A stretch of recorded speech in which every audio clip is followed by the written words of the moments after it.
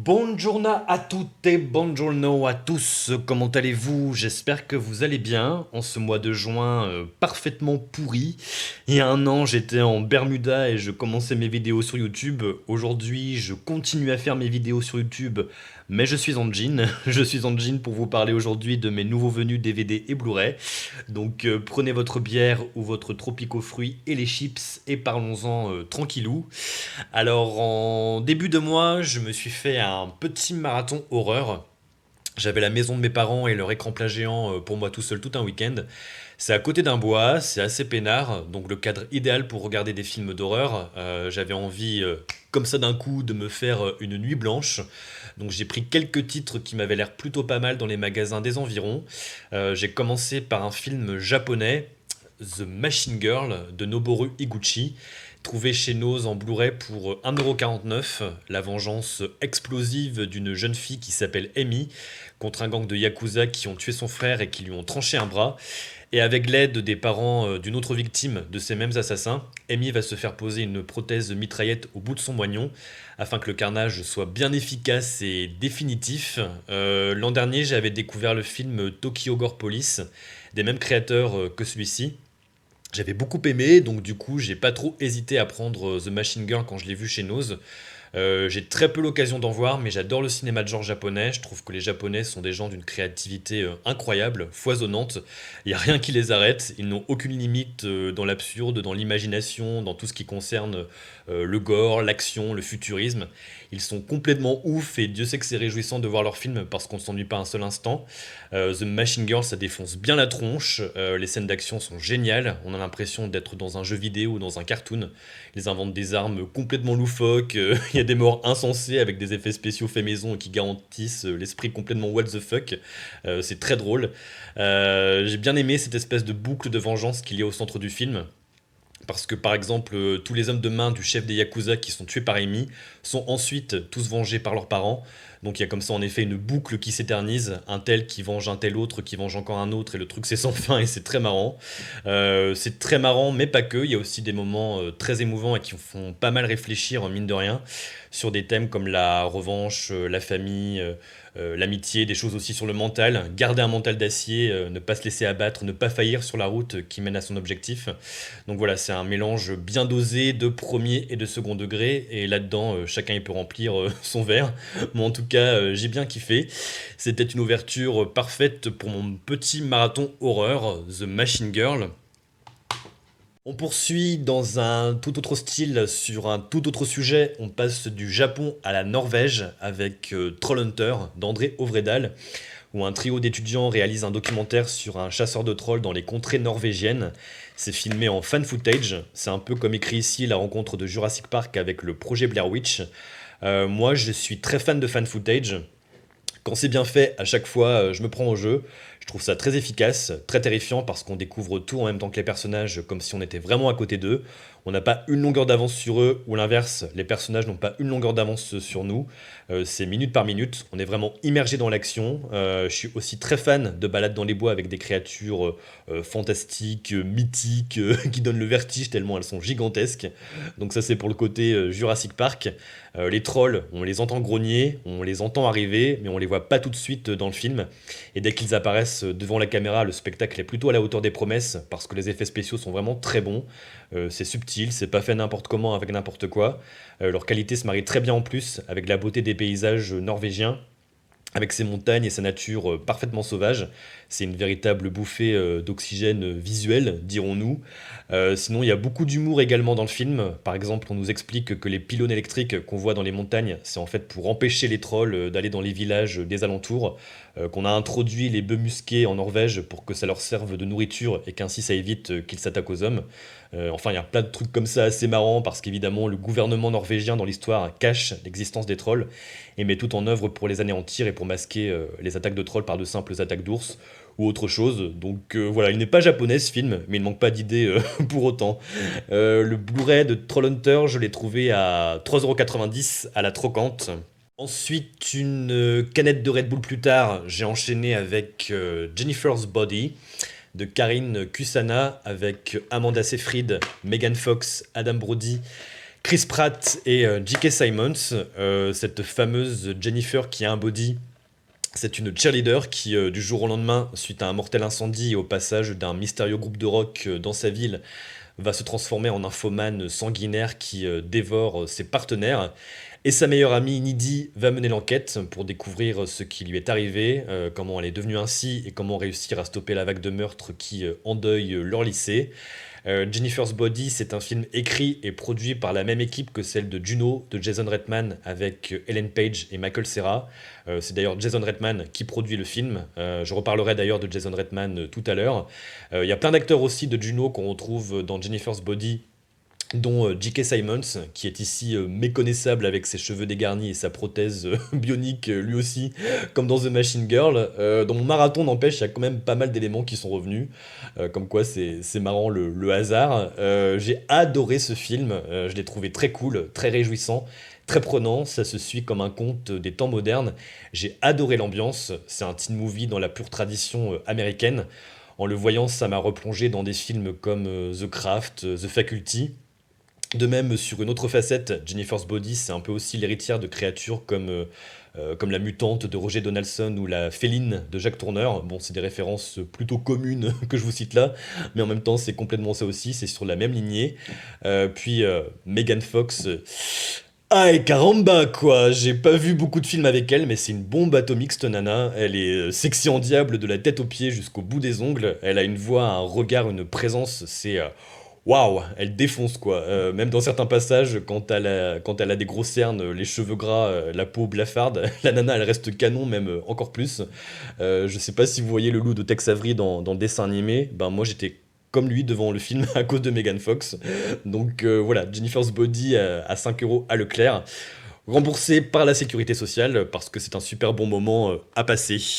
Ensuite, j'ai fini mon marathon et il a fallu que je ferme les volets parce que le jour commençait à se lever avec un autre film de fan footage, The Baby de Matt Bettinelli-Olpin et Tyler Gillett. Ce film, j'avais écrit un article dessus pour annoncer sa sortie à l'époque. Puis après, je l'avais pas vu finalement parce qu'il n'y avait pas eu de salle autour de là où j'étais qui le projetait en VO. Je l'ai pris à 7 euros à Leclerc. Dans The Baby, on suit la grossesse de Samantha qui est tombée enceinte au retour de sa lune de miel avec son mari Zach.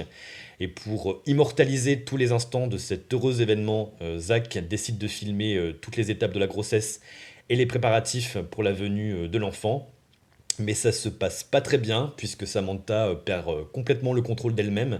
Elle a des crises de nerfs dévastatrices, des insomnies bien glauques. Il se passe souvent des choses très inquiétantes autour d'elle. Et en fait, il se pourrait bien qu'elle soit sur le point de mettre au monde l'Antéchrist. Youpi! Alors, même si j'ai fini ce film à 6h30 du matin, qu'il faisait jour, j'avais quand même un peu les boules d'aller me coucher. Ça fait pas autant peur que je le pensais, mais il y a quand même des trucs un peu traumatisants, notamment le personnage de Samantha. On a tellement mal au cœur pour elle, tellement c'est un cauchemar ce qu'elle vit, la pauvre, elle a rien demandé. On est complètement en empathie avec elle, et ça c'est vraiment très réussi de la part des réalisateurs et de l'actrice qui joue le rôle, nous faire entrer en empathie avec ce personnage. C'est pas une créature, c'est pas un monstre, c'est juste une girl next door qui est la victime d'une possession. Même si on sait qu'à la fin ça va être super gore, super hard, le moment où elle va accoucher, on attend justement ce moment avec empressement pour que son calvaire prenne fin et qu'elle ne souffre plus. Donc moi j'ai bien aimé cette progression dans la narration. Plus ça avance, plus ça devient anxiogène jusqu'à la délivrance. Pour ce qui est du côté fan footage, c'est pas toujours la caméra du personnage de Zach qui filme l'histoire. C'est pas toujours selon le point de vue de Zach qu'on découvre les faits. En fait, le film recueille toutes les images de Samantha à partir de petits matériels vidéo comme des caméras de surveillance, des webcams, des caméras amateurs de d'autres personnages. Enfin, tout ce qui fait pas gros matos super pro de cinéma, quoi. C'est toujours des images à l'arrache, pas très propres. Donc voilà, The Baby, séance de fermeture de choix de ma nuit blanche horreur. Un truc à refaire très prochainement. On sort un peu de l'horreur quelques instants pour reparler justement de Jason Reitman avec son film Men, Women and Children que j'ai trouvé à 1,90 € à la Trocante. Un film avec Adam Sandler, Jennifer Garner, Judy Greer et de nouveau J.K. Simmons. J'avais jamais entendu parler de ce film, ni vu aucune image avant de le voir me faire les yeux doux sur son étagère à la trocante, mais le synopsis m'avait l'air pas mal. Puis Jason Reitman à la réalisation, je me suis dit que ça valait peut-être le coup de le prendre avec moi. Et bien m'en a pris, puisque c'est un excellent film qui aborde le phénomène de l'hyperconnexion et de la multiplication des écrans chez les ados et même leurs parents.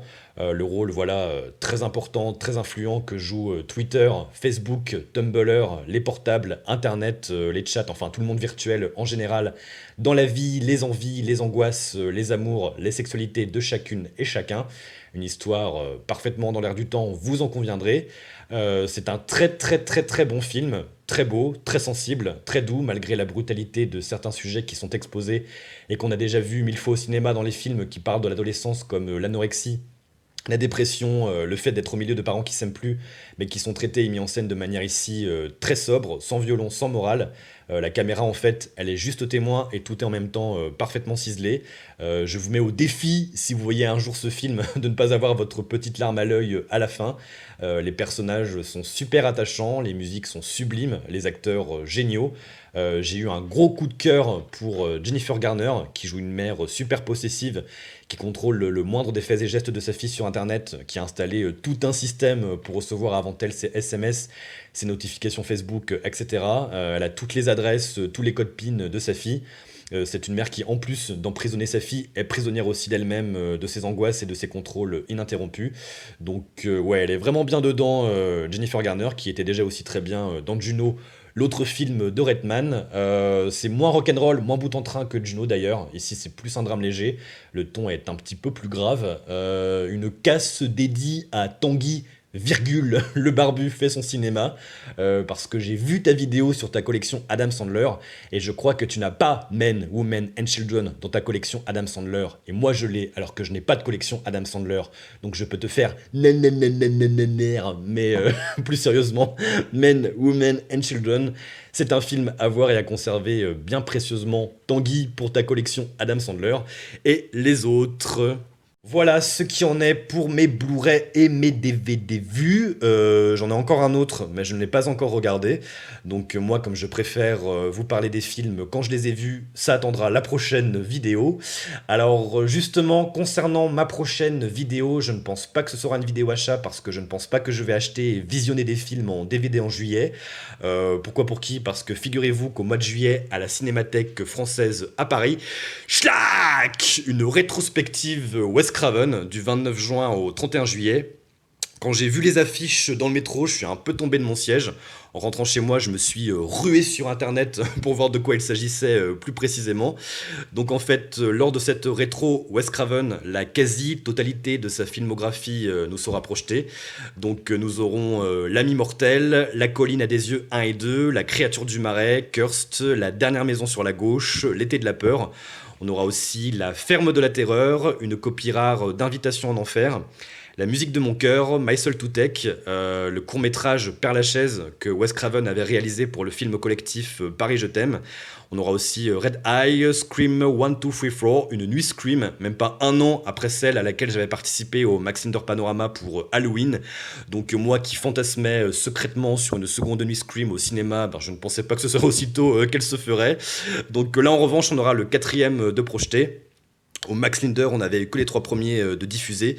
Donc du coup, j'ai vraiment hâte de me faire les 4 Screams d'un seul coup, toute une nuit au cinéma. Sinon, on aura aussi L'Emprise des Ténèbres. Faut savoir que L'Emprise des Ténèbres ressortira dans les cinémas français le 29 juin.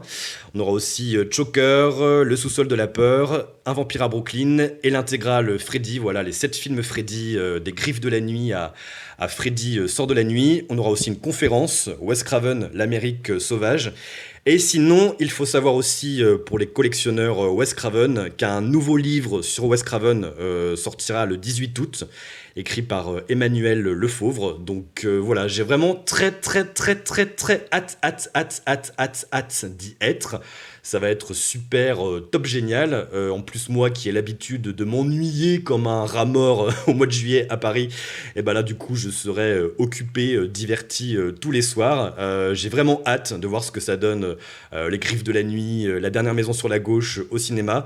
En plus, il y a des films que j'ai jamais vus comme La Ferme de la Terreur ou l'autre que je voyais ici, La Créature du Marais. Voilà, ça va être l'occasion de les découvrir dans les meilleures conditions possibles.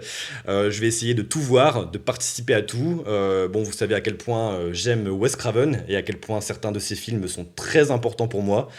Son décès le 30 août 2015 m'avait beaucoup marqué. J'avais même fait ma petite rétro de mon côté. Et là, du coup, ce sera beaucoup plus géant, beaucoup plus festif de lui rendre encore un très bel hommage dans un lieu en plus qu'il chérissait énormément. Donc voilà pour cette rétrospective Wes Craven qui démarre le 29 juin avec une projection de l'Emprise des Ténèbres. Voilà, récapitulons, si vous le voulez bien. Donc je reprends mon petit tas. Nous avions donc The Machine Girl de Noboru Higuchi, Trollhunter d'André Ovredal, Jennifer's Body de Karine Kusama, The Baby de Matt Bettinelli-Olpin et Tyler Gillett, et Men, Women and Children de Jason Reitman. Merci beaucoup d'avoir regardé cette vidéo et merci, j'en parlais justement au début, depuis 1 an de vous abonner à ma chaîne, voilà, de commenter et de liker mes petites vidéos, ça fait bien zizir. Si j'arrive en tout cas à faire rentrer certains d'entre vous dans mon univers et à vous donner envie de voir des films, eh bien j'en suis fortement satisfait. N'hésitez pas à me dire dans les commentaires si vous deviez faire vous aussi une nuit blanche horreur, quels seraient les 4 films que vous choisiriez. Voilà, on se retrouve bientôt pour une prochaine vidéo et je vous dis à bientôt.